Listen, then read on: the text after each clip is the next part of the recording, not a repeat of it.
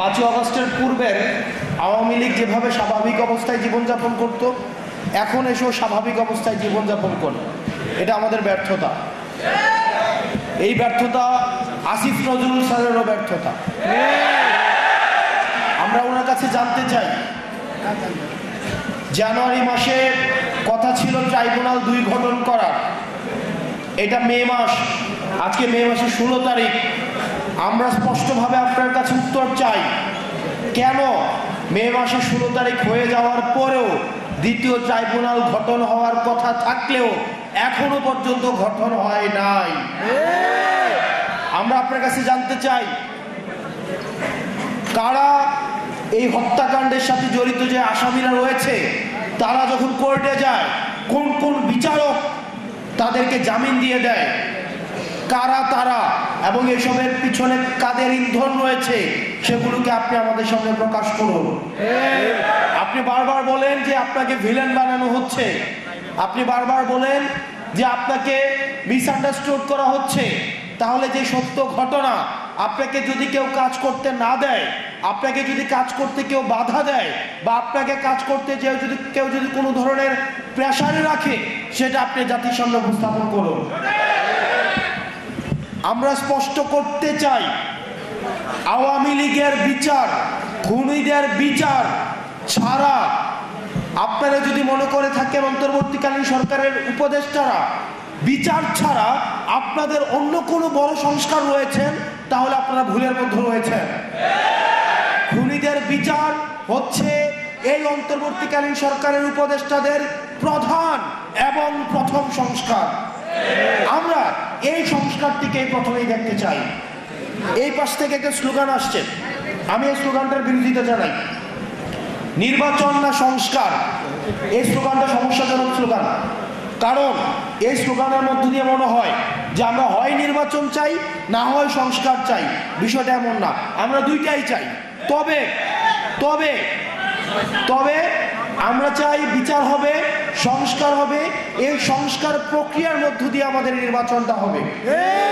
আপনাদেরকে মাথায় রাখতে হবে, আওয়ামী লীগ যে নির্বাচন পদ্ধতি বানিয়ে গিয়েছে, এই নির্বাচন পদ্ধতির খেলার মাঠটা শুধুমাত্র আওয়ামী লীগ যেন খেলতে পারে সেই উপযোগী করে সেই মাঠটা বানানো হয়েছে। সেখানে আপনি খেলতে পারবেন না। আপনি আগে সেই মাঠের সংস্কার চাইতে হবে, নির্বাচন পদ্ধতি সংস্কার চাইতে হবে। আপনারা কি অস্বীকার করতে পারবেন যে পদ্ধতির নির্বাচন হয়, সেইখানে একটা ওসি সেখানে নির্বাচন করে দেয়, একটা এসপি নির্বাচন করে দেয়, একটা ইউনো নির্বাচন করে দেয়? তাহলে একই পদ্ধতির যদি আপনার নির্বাচন ব্যবস্থা থাকে, তাহলে এই নির্বাচন এই 5ই আগস্টের পরে প্রপার ডেমোক্রেটিক ট্রান্সফরমেশন এই নির্বাচন কমিশনের মধ্য দিয়ে সম্ভব নয়।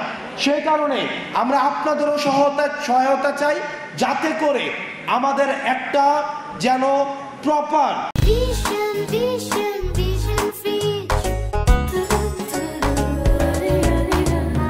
গ্রহণযোগ্য ফ্রি ফেয়ার এন্ড পার্টিসিপেটের একটা নির্বাচন হয়। সেটার জন্য নির্বাচন কমিশনের সংস্কার নিয়েও আপনারা কথা বলেন। দুঃখজনক বিষয়, আপনারা জানবেন নির্বাচন কমিশন থেকে বলা হয়েছে, আমরা আমাদের থেকে একটা প্রস্তাবনা দিয়েছিলাম, যারা ফেরারি আসামি আছে, যারা গণহত্যার আসামি আছে, তারা যদি নির্বাচনে অংশগ্রহণ করতে চায়, তাহলে তারা সশরীরে এসে তারা পেপার সাবমিট করতে হবে। আপনারা জানেন নির্বাচন কমিশন সেটার বিরোধিতা জানিয়েছে। আমরা নির্বাচন কমিশনের কাছে জানতে চাই যে আপনারা কাদের পারপাস সার্ভ করছেন।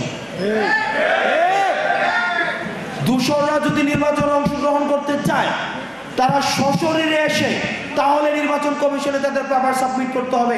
এটাতে সমস্যা কোথায়? এটাতে সমস্যা কোথায়?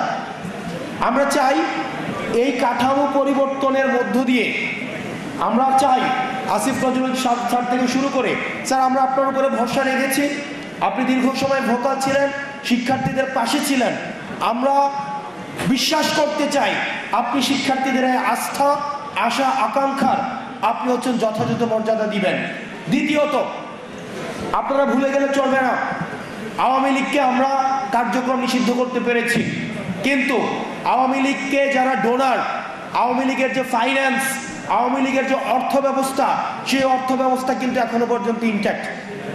আমি যেহেতু কুমিল্লাতে আছি, কুমিল্লার অনেক উপজেলা রয়েছে, সেই উপজেলার আওয়ামী লীগের রাজনীতিও এখন আওয়ামী লীগের টাকায় চলে, বিএনপির রাজনীতিও এখন আওয়ামী লীগের টাকায় চলে।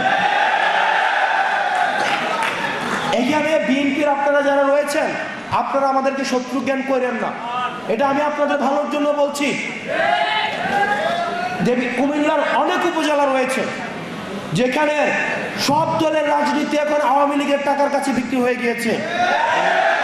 তাই অন্তর্বর্তীকালীন সরকারের কাছে বলতে চাই, এই আওয়ামী লীগের অর্থনৈতিক কাঠামোকে আপনি ইনট্যাক্ট রেখে আপনি কখনোই সংস্কার কার্যক্রম এবং নির্বাচন কার্যক্রম আপনি যথাযথভাবে ঠিক করতে পারবেন না।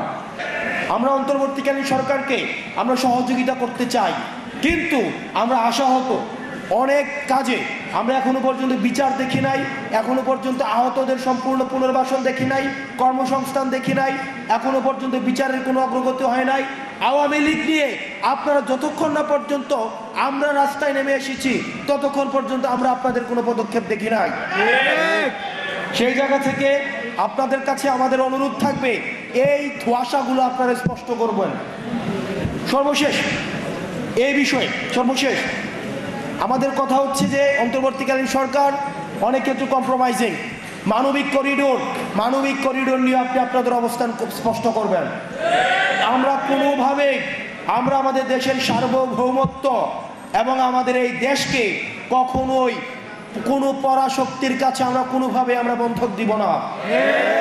আমাদের এই দেশ ভারতের নয়, ভারতের আধিপত্য থাকবে না, এখানে পিন্ডির আধিপত্য থাকবে না, এখানে কোনো মার্কিন আধিপত্য থাকবে না, কোনো পরাশক্তির আধিপত্যের ক্ষেত্র এই বাংলাদেশকে আমরা কোনোভাবেই হতে দিব না।